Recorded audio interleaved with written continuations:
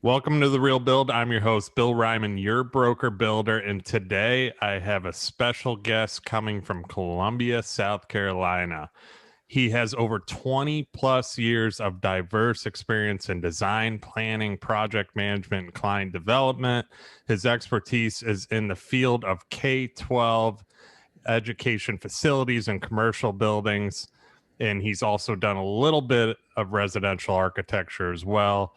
He has worked on numerous architecture projects throughout his career of all sizes and budgets, and has managed and provided documentation of multi-phase and multi-building projects. His experience in project management, construction practices, and the Wick's Law bidding process will prove to be an exceptional addition to any project. A true advocate for new ideas and innovation. He is passionate about K-12 design, outfitting our students with spaces for learning and exploration. He is on the leading edge when it comes to designing flexible space for small group instruction and individualized learning. Specialties can include architecture, design, project management, net zero energy buildings, eco-friendly buildings, planning, commercial and municipal property planning, and better school design. Mouthful right there. Chris Colby, welcome to The Real Build. Happy to have you on, brother. How you doing today? Good, good. How you doing? Thanks for having me. Glad to be here. Yeah, no pressure, man. Like we talked about, you're my first architect on this show. Believe it or not, I have had every probably little niche in the construction industry on. I've had real estate, mortgage professionals, you name it, even closet designers. You, it's a privilege to have you. I finally got my architect on here, so we're going to talk about that today a little bit. So thank you Awesome. for that. What I always like to get started with, obviously, is your background. So who is Chris Colby? Yeah, so that's a loaded question, but It always is. so obviously I'm an architect, 21 years now in the industry, designing. A lot of that has been K-12 schools. So I had a stint. So let me back up. So I started out in the industry, got out of college and went right into designing schools. Did that for a number of years and then decided, hey, I can run a business, so I'm going to go out on my own. And like most entrepreneurs, you do that with a lot of blind faith. I did it about 6 months after I had my first child, and about a year before 2008 happened. So I learned a lot really fast about what it means to be one, a new father, and two, an entrepreneur during a major downturn, which really didn't impact me until like 2010. And did a bunch of I had the opportunity to do a lot of great work during that downturn in the economy, both in residential, light commercial, even did a bunch of apartments on apartment rehab and design on Park Avenue in New York City, for on the residential side. And then I jumped back into where I'm at now as a principal at CPL Architects and Engineers, doing K-12 school design up and down the East Coast. So basically Georgia, the Carolinas, and up into New York. So that's the condensed version of my architecture path in architecture construction. There's been stints in there in real estate development, buy and hold, real estate rental units, some flips, some wholesaling. So pretty much anything that has to do with building or business or architecture, I do it. That's yeah. Well, see, that's awesome right there too, because actually that's one of the questions I wanted to ask you later on too. Is I personally, from experience, there isn't a lot of architects out there that actually have experience out in the field, and actually have actual construction experience. I mean, you guys do phenomenal job of getting stuff on the plans and drawing the idea and helping kind of resonate that design, but like actually having the construction experience behind that has to say a lot for yourself too, into that pathway into architecture. Yeah, I mean, it certainly helps on the job site, right? You have a better understanding of what's going on. You have a better understanding of what it means to get materials to the site, all the problems that go in, all the coordination that goes into running a project. So I dealt with that on, the development side and running my own rental properties and building them and renovating them. All of a sudden, I became a contractor overnight. So learned the hard way. But on the other side of that, I've done a lot of project management too, of these multi million dollar school projects, and I've been, in addition to the designer, I've also been the construction administrator on site, and that's where I've always learned the most. Being thrown in the middle of, I think the first project I don't know how this ever really happened. I think the firm I was working for had a lot of blind faith in me. But 2 years into work, not even 2 years into working with this firm, they put me on a $67 million project of Oh, eight wow. schools being constructed at one time. And they said, "All right, go out in the field and manage this." And so it was a really, really interesting experience because I didn't know what the hell I was doing, even though I thought I did. I was a couple of years out of college, worked on designed a few schools, but never been on the site. And you learn really quickly when there's a table full of contractors and your client, sitting at a project meeting, and they're looking at you for answers. And to make matters even worse, this is in the public space, public construction. So the bid process is a little different than private, which I won't bore everybody with, but it's a more highly regulated sort of bidding process. There's a lot of law in related into it, and sometimes you have to take the lowest bid. Is where I'm going with this. So we ended up having a contractor who theoretically wasn't qualified, but because of the bidding laws, we had to accept his bid, the GC, and he had never built a school before. And this was the first project that I ever got to manage on site. Was the guy that had his portion of the work was like $24 million, and he had never performed on a Wow. multi-site, multi-phase school project. And he ended up getting defaulted. The client defaulted him. They brought in the bonding company, the sureties, basically like the insurance company, and they took over the project for him while he was still there. Meanwhile, they were liquidating his house and his car and all of his assets because he had lost so much money, not only on this project, but other projects. And so everything was a fight because this guy was, it was like tooth and claw trying to make up for, all the losses. And there was a high level of ignorance involved because they hadn't done that kind of work before. And that was the first project I ever managed. Wow. So I learned a lot on that. So I have a real deep respect for a good contractor that knows what they're doing. You can't value somebody like that enough to have them on your team. And I think a lot of people don't understand, how much it takes to one design a building and then build it with all the moving parts going on. Well, going off of what you said there, because it is so important, and I always talk about this, is actually having a good team. And that doesn't mean just within, let's say, my office. That means just between our architect, contractor, designer, if you got an interior designer involved, Hmm. having that whole process of that team that works together too.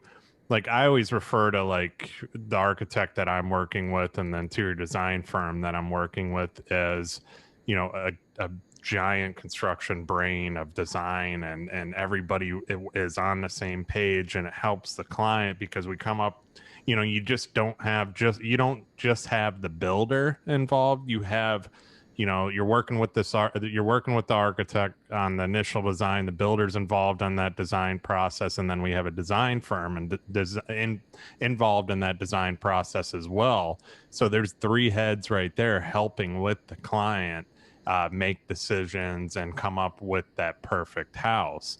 You did a little bit of residential, you're obviously doing commercial, and you're doing schools and everything too, but that's so important having all that structure where everybody's on the same page. Absolutely. To me, there's two types of projects. There's one where everybody's on the same team in terms of the design and the construction professionals. And then there's the other type of project, which is usually a disaster. It's where everybody's fighting with each other. It's the architect's fault, it's the contractor's fault, it's the designer's fault, it's the owner's fault. And uh, those projects never turn out well. So having a well-oiled team that knows how to communicate, how to work with each other, take the approach that we're all in the same boat trying to get the project done. I think a lot of time people lose sight of what the goal is. You have a client, and you're trying to build something for that end user, whether it's a school or a house. And in between, there's all this jockeying for position. Who's the favorite child? Who's trying to make money? Who's trying to get a change order? Who's trying to get extra for design, and nobody wants to take responsibility for just getting the project done. And there's a big difference between those two types of projects. And I think that's why you see a lot of time when somebody finds a good contractor or a good architect where they gel well, you'll see that team work together a lot over 10, 20 years because they know they can get a project done with minimal amount of frustration and hassle, and it turns out a better product as well, which is ultimately the goal of what you're trying to do. Yeah, and it's like from the initial phase too. I like how I usually work, and this is what I tell people, and that's why I have this show because people that are listening, I'm a custom home builder, you do custom design, so it's starting that process with a great architect that that builder works very well with, that architect's going to respond to the builder in a timely manner too, because the time matters as far as the architect side. Like with us, we have so many elements that go into these and into these jobs. And like for example, today I had a client call me because I'm waiting on structural engineering on his job, and he's like, "Well, what's going on with the architect?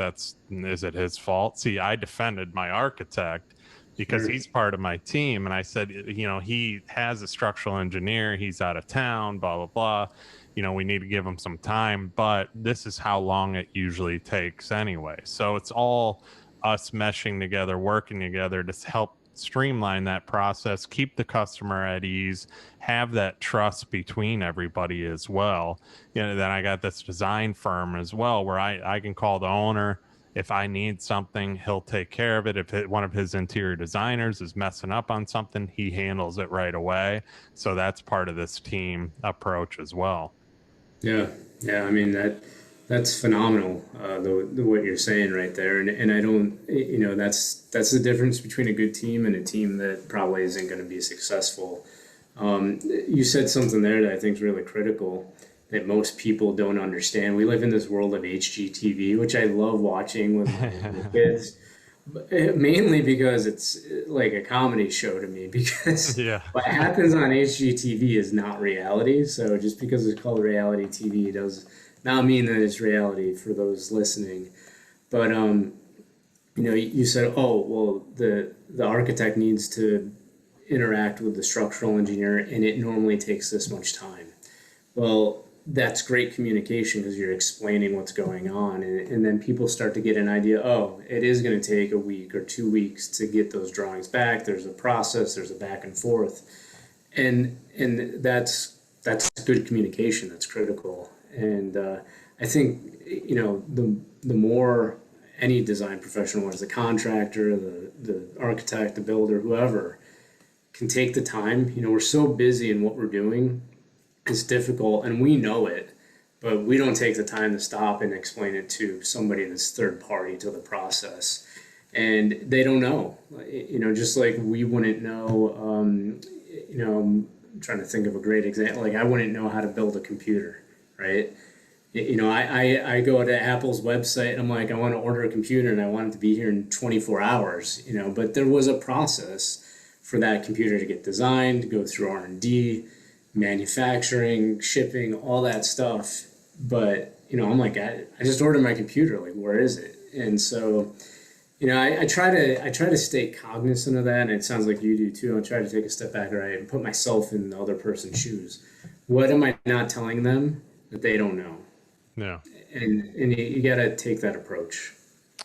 You mean to tell me that you can't, design a whole house and build it within a 30-minute episode, right? Like I HGTV. tried, it doesn't work.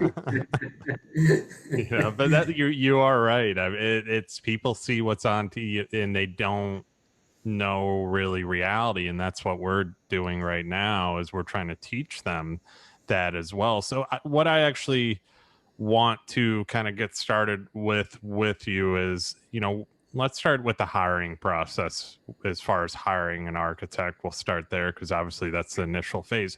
How do you recommend people go about it, finding, like, say they don't come to a specific builder Mhm. and they want to design a plan and then take it to a builder or take it to a few builders to get pricing?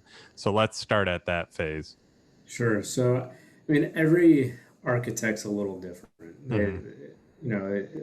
They all have different personalities. They all have different design styles. I think usually where most people are going to start is finding a design style that you like.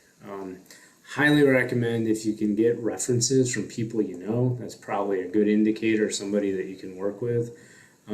It's usually what happens is people, oh, I like XYZ architect's design style, and they go with them, but that might not be the right architect for them because that architect may or may not work well with them.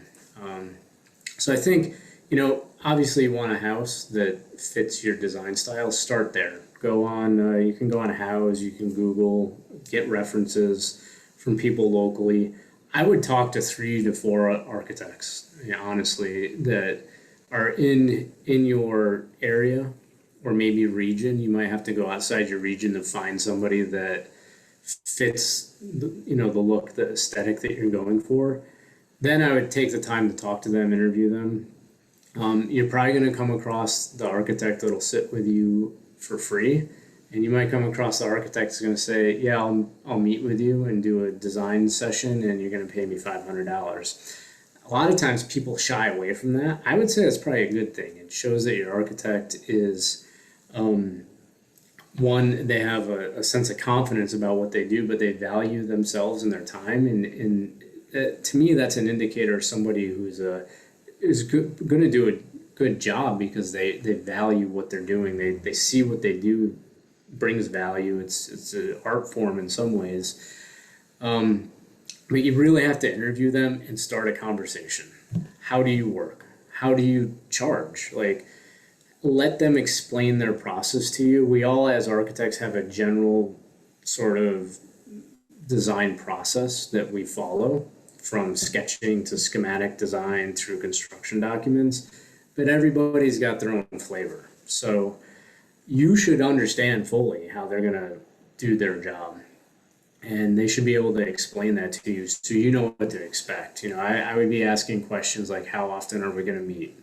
Am I going to see sketches every time we meet? Are you going to do hand sketches? Are you going to do 3D models? Or are you just doing floor plans? Sometimes architects are just doing floor plans and elevations, but a client might need to see a 3D model to understand what the house looks like. Is that included in the fee? Sometimes it's not. It's extra. There's a lot of work that goes into that. Are they flat fee, or is there an hourly fee? Are you basing your design fee on cost of construction, or is it based on hourly? Some architects will do hourly in the beginning until the design's pinned down, and then they do it based on the cost of construction for the balance of it. And the reason for that is, in the beginning, you're going to be changing your mind as a client. I like this, I don't like that. Then it has to get redrawn. Then you have to meet again. So in the beginning, it's difficult for an architect to give a price, especially if you go to them with zero idea what you want, which is usually the case. Speaking from experience, so another tip here: when you go to your architect, try to have an idea of, bring photos with you. If you have something they design that you like, say, "Hey, I like XYZ that you did on, Park Avenue. I like that one." Because the challenge that an architect has is they're trying to take what's in your head and suck it out of you somehow, and you probably don't know what to say to them, and they probably don't know what to ask you because architects are very visual, visionary type people. They're not psychologists, so they're trying to they have to be a psychologist to figure out what you want and then get it on paper so that you can envision what you want to see built. So it's a little bit of a process in the beginning, but those would be some of the tips I would give. Make sure you go to them with information. I like this, I don't like this. Even if it's a list of pros and cons or likes and don't likes. I like wood floors. I don't like carpet. It sounds a little silly, but having that information will make the back and forth a lot easier. I don't think that's silly at all because I actually like everything you just said was phenomenal. First of all, and second of all, like definitely make a list. A list is a must. I always tell people that too when dealing with the architect I use is detailed as much detail as possible that you can get. Walk through houses, look at what you want. Look online. There's plans online. Here's some reference sites you can go on and look at different plans.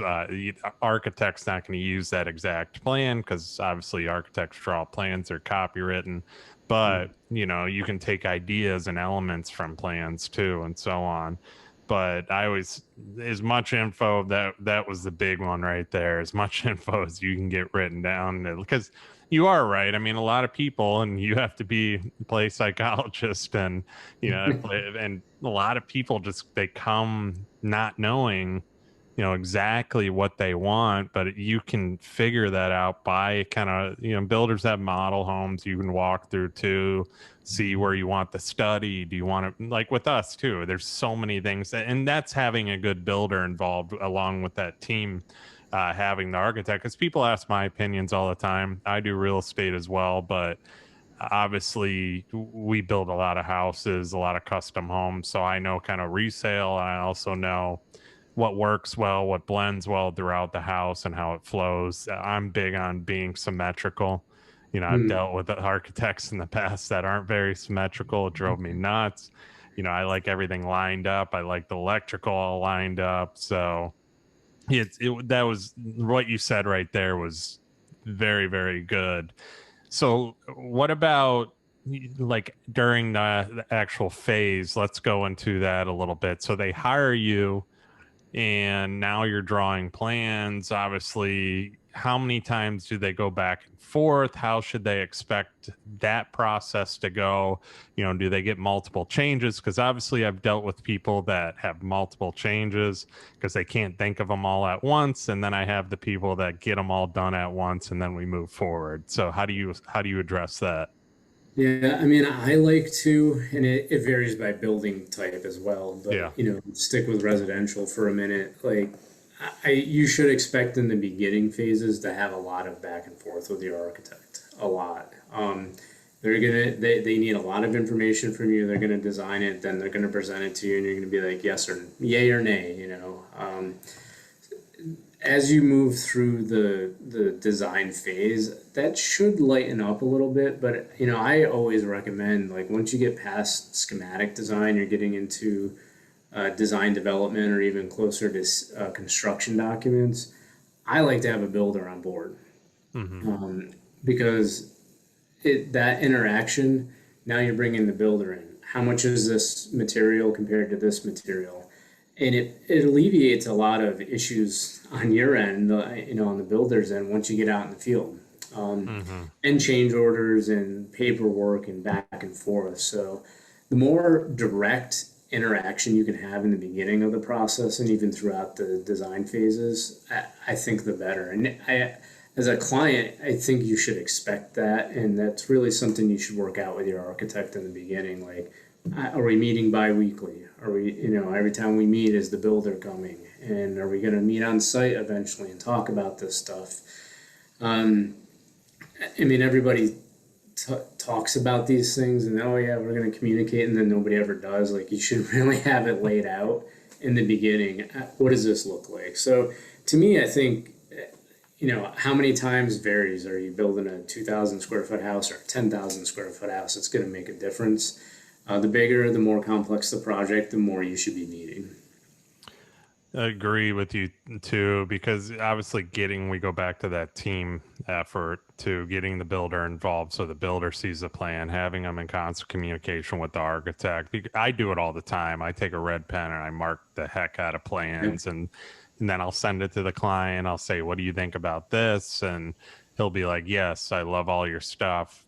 Forward it to the architect. And then it just helps too, because but it's also setting the expectation. I talk about this all the time, but it's throughout my process, your process too, because we want to get as much on that one change as possible. So we're not going so much, many times back and forth with you on my end, because that delays you and me knowing, business, and you're busy. You don't want to be changing a door at the one time and then you got to go back and move the sink, and then you got to go back and move a wall. You know what I Yeah. mean?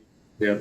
And you know this, but like on the other end of it, when you're doing all these little changes piecemeal, things are going to get missed. Yeah. So this is where everybody, and this is where the architect needs to, or a builder even needs to, in the beginning, say, hey, the more we chop this thing up, and the more times we have these little tiny changes, the likelihood of something getting missed by the team is going to happen.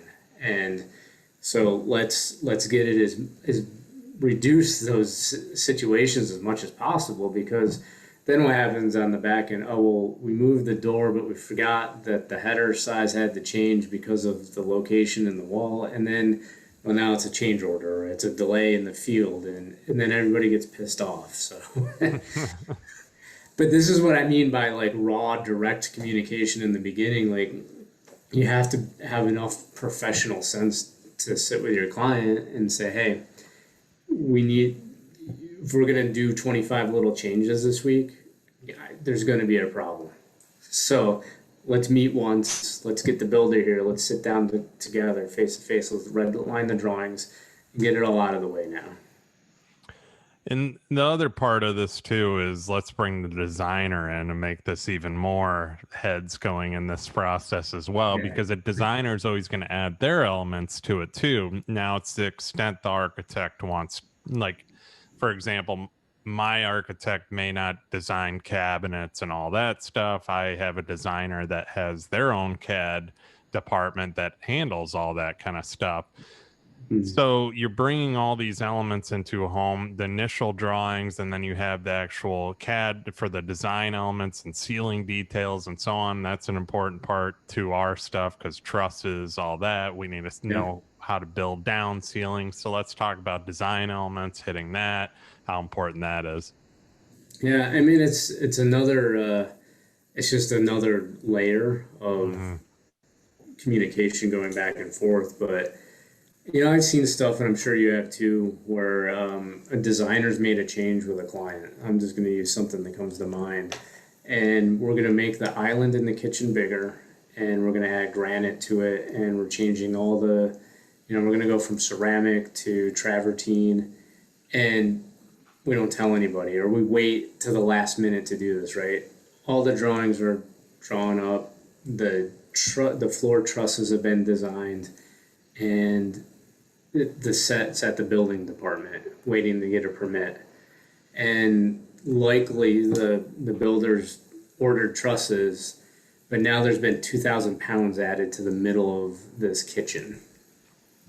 And this is what I'm thinking of something in particular. It wasn't one of my projects, but I have a structural engineer I work with, and he got called in to kind of like figure out what was going on with this house, because the floor system was bouncy and the floor tile was cracking and there was all these issues. Well, when the island got expanded, it was kind of like a last minute field change. It got 4 feet longer with a thicker slab of granite on the floor tile change, and all this weight was added. So I guess where I'm going with this is a long way to answer your question, but it's communication, right? A lot of times, designer and the client will have a vision, and that vision isn't communicated to everybody else, and these changes happen in the field. Or it could be, the other way around. I don't want to put it all on a designer or a client, but you know, architect and builder could decide to move something for structural reasons, right? Oh, we're going to move this so we don't have to move this column, right? But now the window's in the wrong spot. The client had an idea that they're going to have a view out of this window and it's moved 4 feet. So it sounds ridiculous and it's arduous to be like, all right, let's go back and check with the builder and the architect and the client and the designer. And maybe we should check with the structural engineer too, because now this island's 4 feet wider, or whatever the case may be. And the more people you add, the more layers of complexity you add, and the more likelihood that something could go wrong or not get communicated or get miscommunicated. So, somebody has to take charge of the project.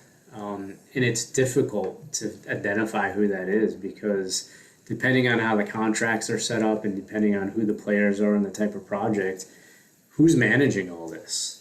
On my bigger projects, these multi-million-dollar schools, we have construction managers. So they're theoretically responsible for handling all the communication.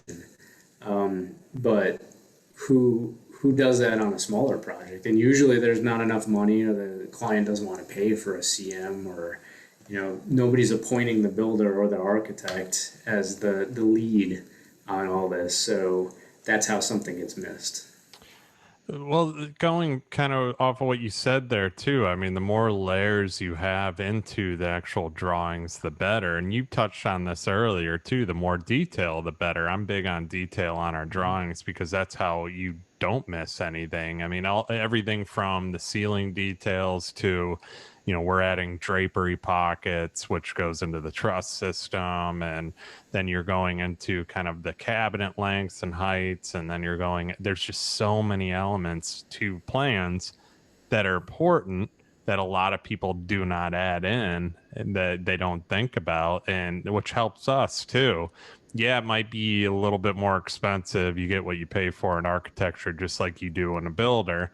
There's architects I've dealt with that the plans are very simple, basic. A lot of stuff is missed, and we have to determine it out in the field. Versus, I have an architect now that's very detailed. Watches how he draws things, basically make sure everything's to code. So, we've dealt with that as builders too, where here's an example. We have something called an impervious amount where we're only allowed to have we have to have a certain amount of green space versus paver areas. Well, one architect put a bunch of pavers everywhere, didn't calculate the paver pad that was down by the water into the pervious. Had to tell the client we couldn't do it. There's no possible way to do it. Client was very upset about it. That little thing right there upset the client. Guess who had to deal with it because the architect didn't put it on the plan. Yeah. Detail.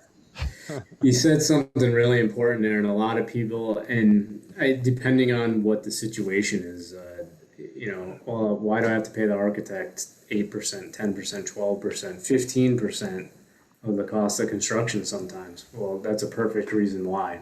And we could probably talk about this for hours and hours. Yeah. And on the other side, it's the same thing with the builder, right? You want a builder. I mean, to me, when I look at something, and maybe this is something wrong with me, like when I go shopping for something, especially professional service, I'm like, I don't know, I don't want the cheapest guy. Mm-hmm. Because to me, I know what it takes to do a professional job, whether you're an attorney, an architect, a builder, designer, and these things take time. Like there's a reason you can go on LegalZoom and buy a contract on there for $99. It's nobody's looked at it. It's not custom to your situation.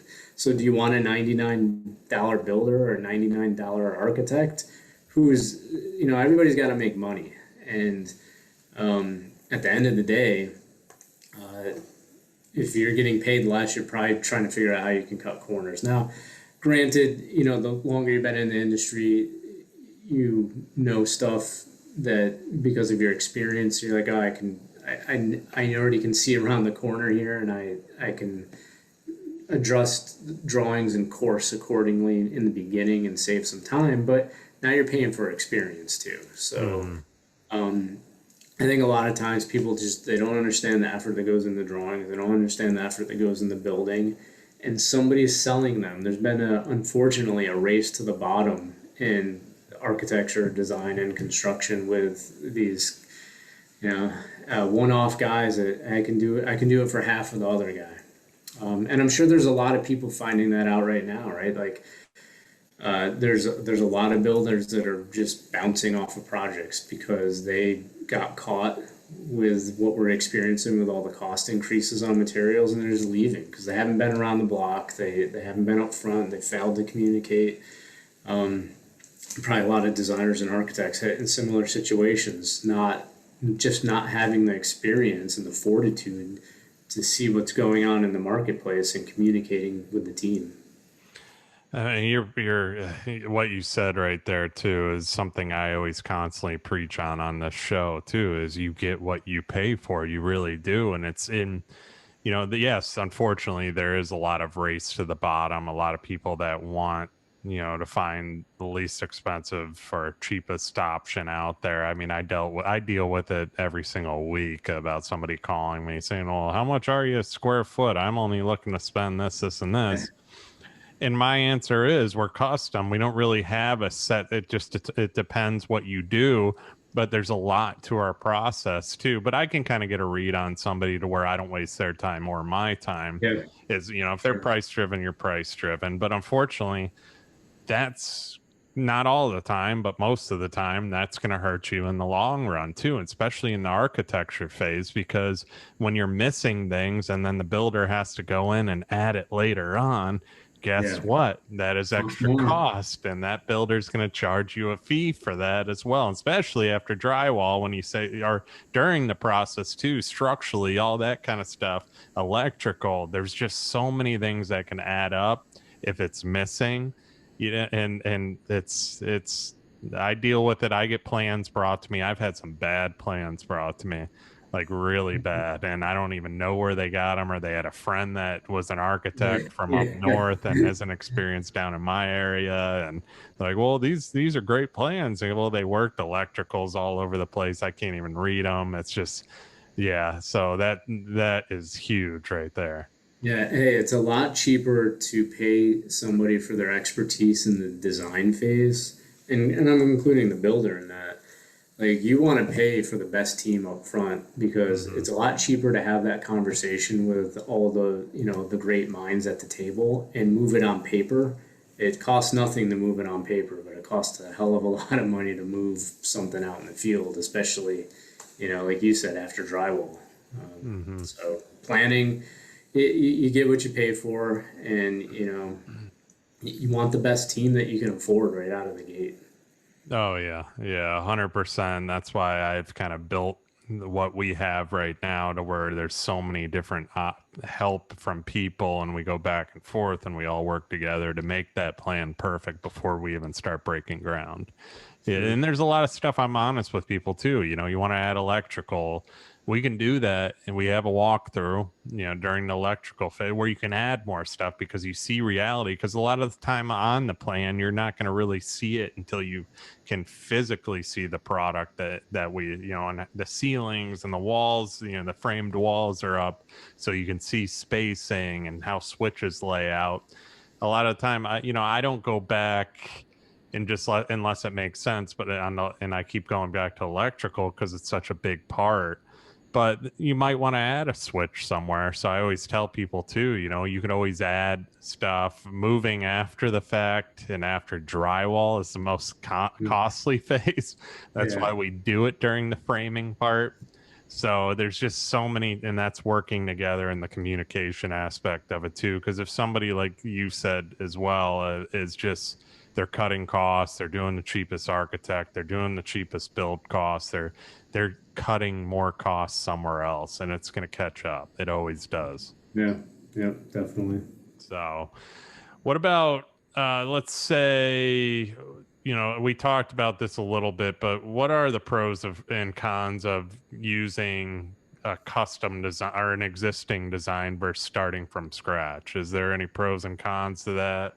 Yeah, I mean, custom design, you get what you want. You use an existing design. You could always modify it, but that was designed for somebody else. Now, there's a lot of great designs out there, right? There's architects and builders that have figured out, what people want in the marketplace. It always changes.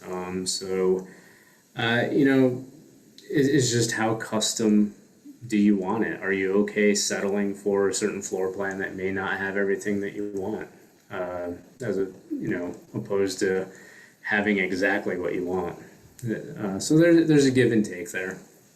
What about like the detail though of plans too? And this was one we brushed on a little bit, but I want to go into this more. What should the client actually look for in a good full set of architectural plans so they know?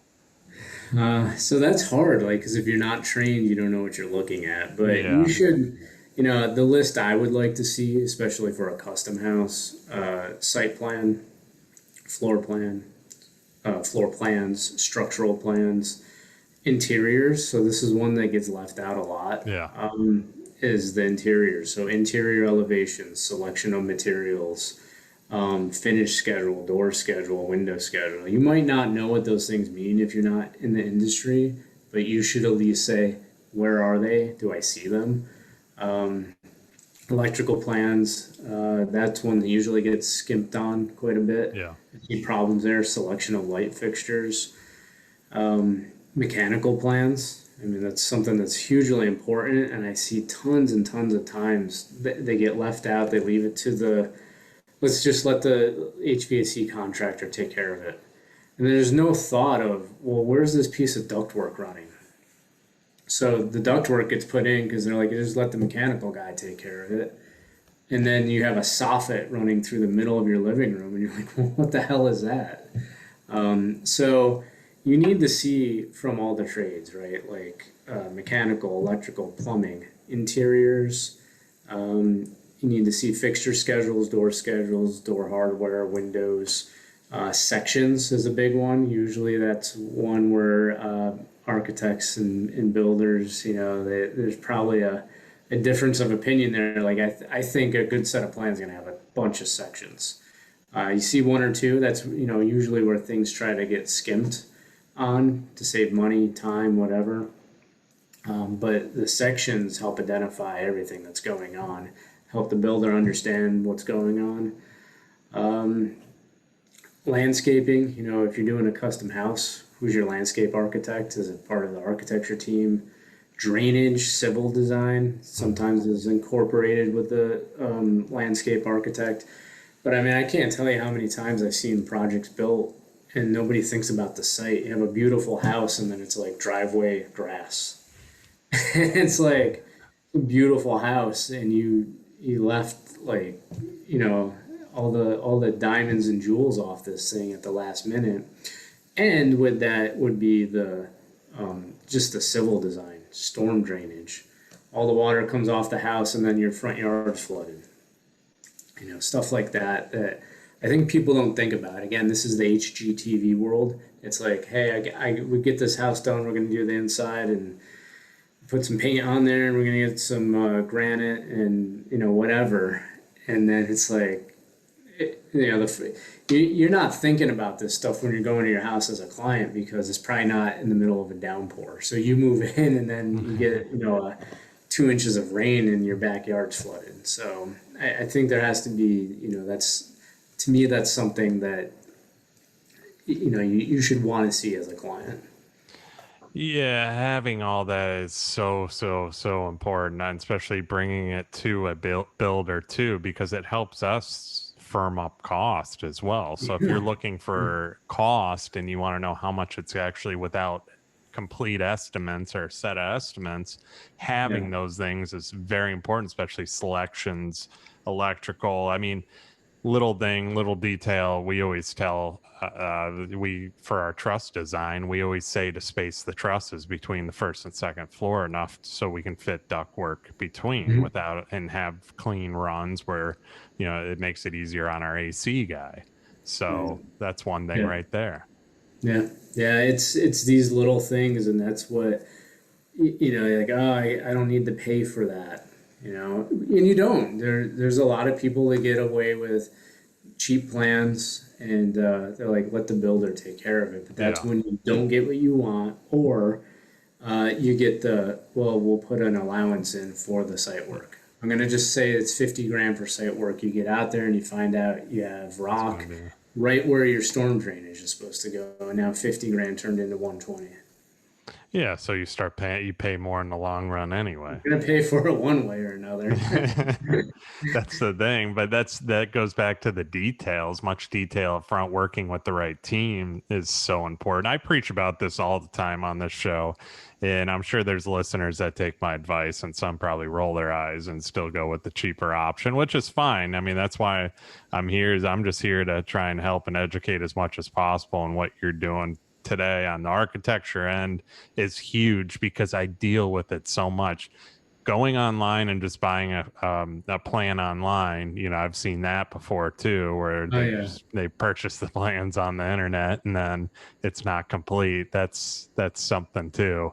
I've So had tons of clients over the years come to me. I bought these plans. Can you stamp them? Absolutely not. One, it's illegal that most people don't realize that. So if you're watching this, do not buy plans online. It's illegal for any architect or engineer just to stamp them. They're supposed to redraw them. And two, those plans are not well thought out at all whatsoever. I've seen people find somebody that will stamp them and start to build them, and then in the middle of construction, they're like, I got a problem. This house doesn't go together. Like, literally does not work. mm-hmm. So if you're getting plans off the internet for $500, that should be an immediate red flag. mm-hmm, mm-hmm.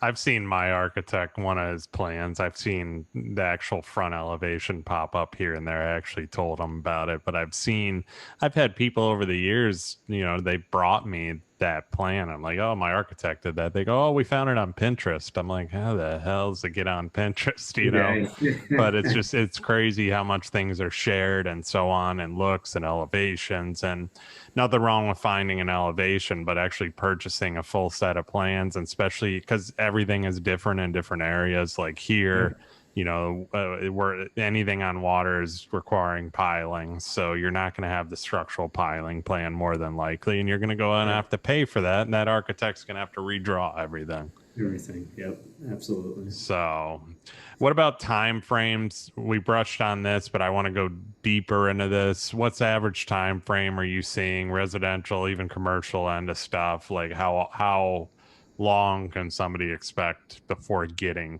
a full set done? Yeah, custom set of plans for a good house. Somebody is doing a good job. Probably going to take you 6 months. I Okay. would allot 6 months. It could be a little less, depends on what you're going for. But I think in your mind you should prepare yourself for 6 months. Again, there's a lot of back and forth. I'm currently working on some projects, big buildings where the design process can take over a year. Um, Different building type, a lot of back and forth with community groups and user groups and things like that. So it's a lot more complicated. But yeah, I think you could probably do it in a little less time, but 4 to 6 months. Do you have zoning approvals and planning board approvals? That adds time. So I'm lumping that in there too. Building department is part of that sometimes. So 4 to 6 months. 4 months if everything's clean and simple, but I would allot 6 months.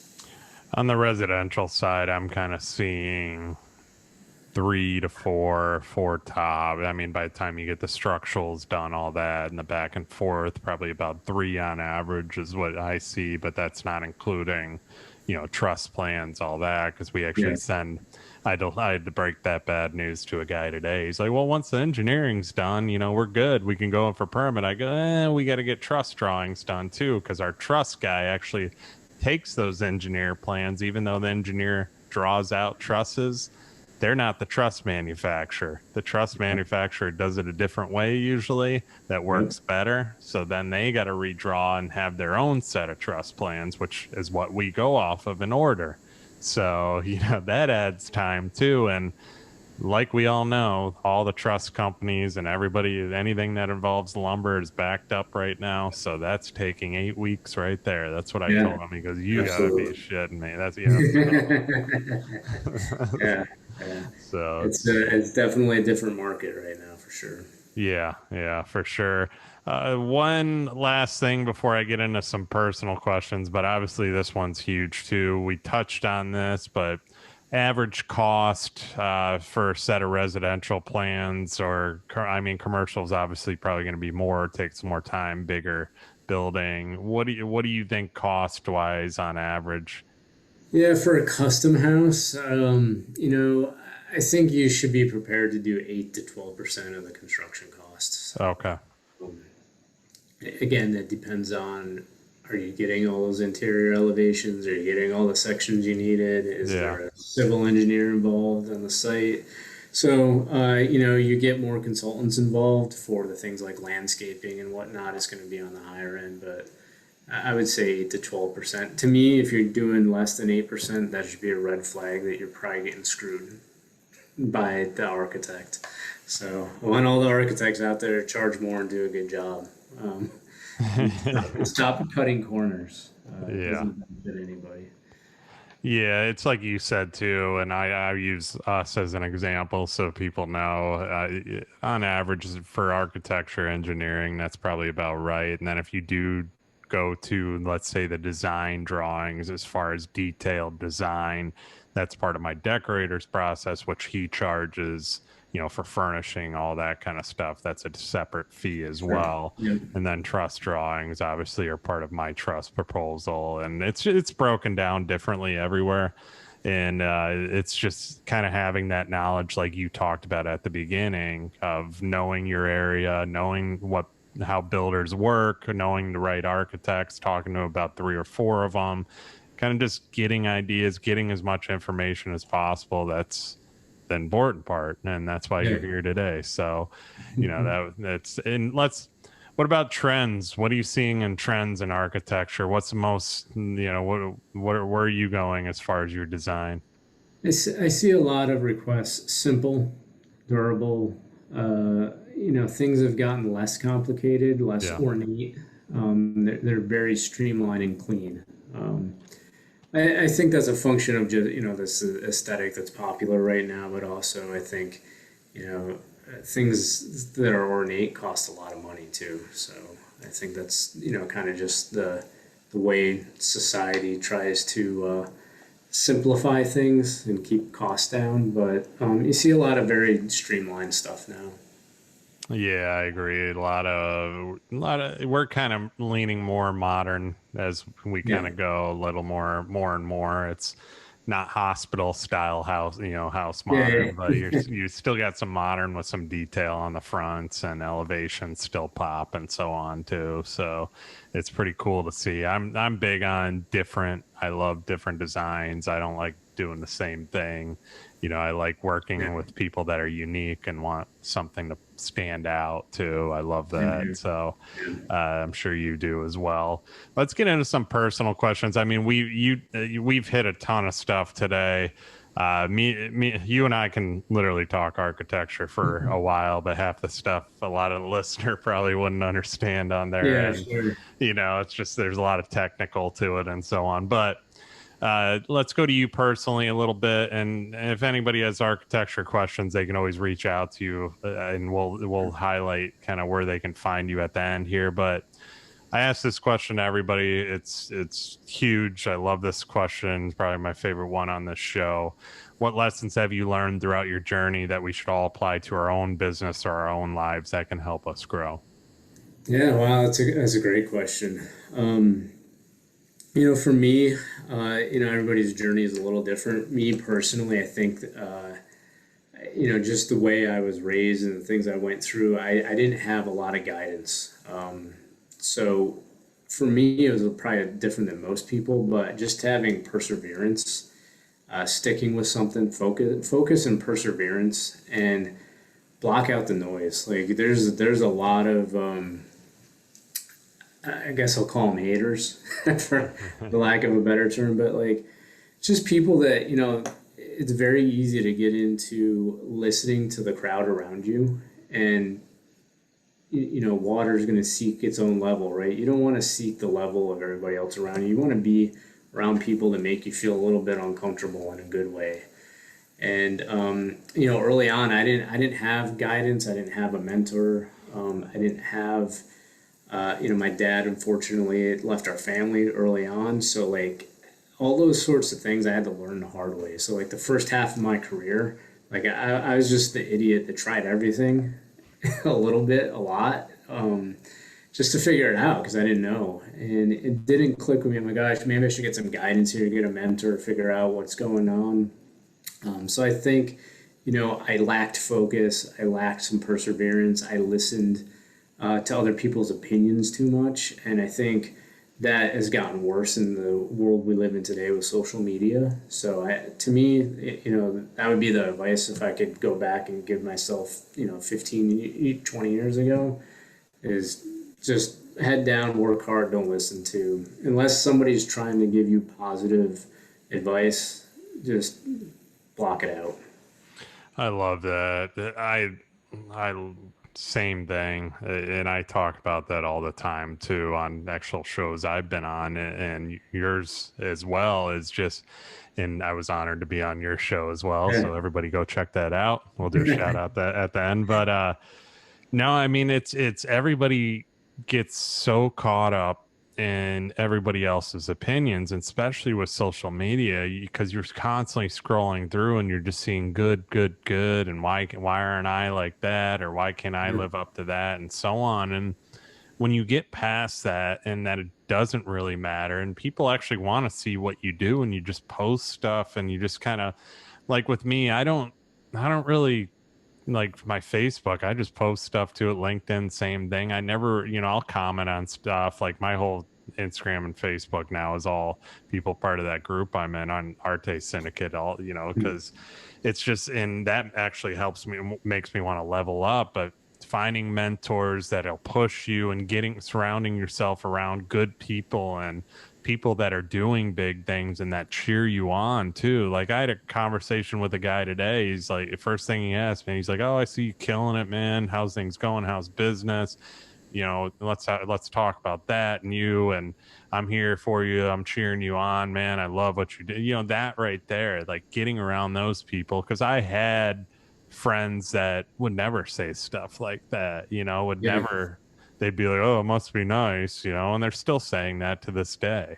Yeah. Yeah, and you deal with that constantly. And once you get past all that and you find a good circle, you find good people that are just as motivated as you, it changes everything. And unfortunately, that circle is probably going to be smaller than most of us. Oh yeah. You Yeah. know, unfortunately. I mean, that's really the whole antidote. One, my other business that, Hmm. shameless plug here right now, but training platform that I created was really for that because it's everything I didn't have in my professional world, in my business world. Just going through my career, it was all the things that I needed in terms of how to show up, how to deal with haters, how to stay focused, how to be a leader, like all those things. And it really kind of came out of a frustration for me now on the other side. I'm a business owner and I have people that work with me, and I'm like, man, I didn't have this stuff, and here it is 20 years later, and I see them struggling in their career and their business and their life because they don't have it either. So it was just like, this is stupid. Like, we're so focused on other people's opinions, we're so focused on what we learned in college or high school, and these aren't the things that, while some of those things are important, they're not applicable to today's world. They're not applicable to career, they're not applicable to advancement, and 90% of everything else you have thrown at you is not helping you. Yeah, and that's the thing too, is so many people just assume people's opinions all the time as well. And when you get past that and get away from that and caring in general, it just life changes big time, man. Yeah. Yeah, you gotta, we all probably have done this. I know I have. You're like, oh yeah, you listen to your buddy, right? And buddy says something like, okay, because it's easy, it's free advice. So it's probably, again, you get what you pay for, sticking with that theme here. But, um, like, you got to be careful who you get advice from. If for the longest time, never paid attention to who I got advice from. And I was finally like, maybe I should start taking advice from or listening to people that have what I want instead of listening to everybody. That was a big thing for me. Like, I was just like, oh, okay, yeah, I'm listening to this guy, my neighbor, that guy, my buddy. And I'm like, well, wait a minute. None of these people that want to tell me what to do in my life have anything that I want. They don't have the family I want. They don't have the car I want, the house I want, the lifestyle I want, but yet I'm listening to them. And that was, it's hard because you have to, again, sometimes you're blocking out family members or other people that are close to you. And it is, if you're somebody who has a lot of drive and vision, it's hard. You got to find the right circle. I 100% agree with you, man. We can go on and on about that too. So it's so spot on. Let's talk about. I always ask this question too to keep moving because of time. Sure. Most people ask about your past, obviously, never about your future. So where will we see Chris Colby in 10, 15 years? Who will he be? Um, wow. Really, I'm focused at this point. I have my career. Architecture is always going to be there for me. I'm definitely thinking, longer term. Uh, Want to push back into development and real estate. I've always loved designing stuff for myself, especially on the apartment building side and doing development because I'm a creative mind. I can be my own client. So you're going to see a lot of that from me.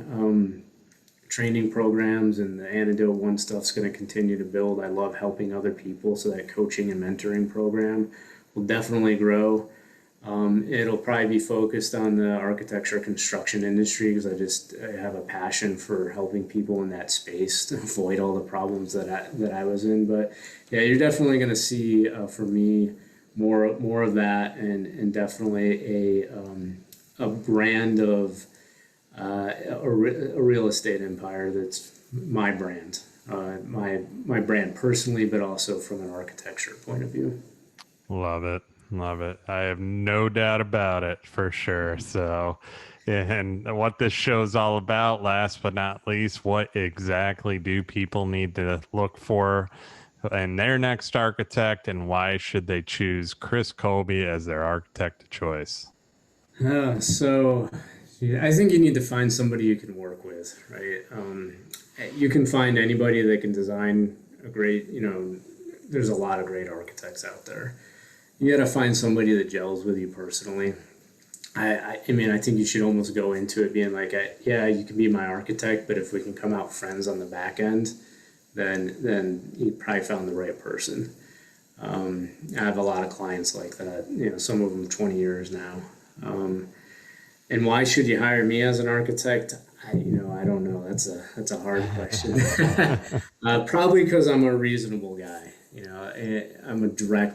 I'm direct. I'm honest. I might not always tell you what you want to hear, but what you need to hear. And I think it's better to be honest with somebody than to lie to them about something that's going to blow up in everybody's face later on. Um, and for me on the school side, I'm just truly passionate about designing schools. My upbringing, I hated schools, and I want to make a difference in that space for students today. And so for me, it's a passion thing. It's a very big theme in this show, and a lot of people with that hiring question, they kind of have the same thing, and I highly agree with it too. Is just honesty, being upfront with your clients, being honest, and constantly communicating with them, and just showing them too. That's what this show's all about, showing these people what to look for in this business and this industry, because there's not a lot of information out there, and a lot of people go into one of the biggest financial decisions of their life blind, and Yeah, that's why I was so excited to have you on today. I mean, you covered a ton of stuff within a short period of time. yeah. No, thanks for having me on. This was awesome. Yeah, I appreciate your time too. Last thing, real quick, just where can people find and connect with you?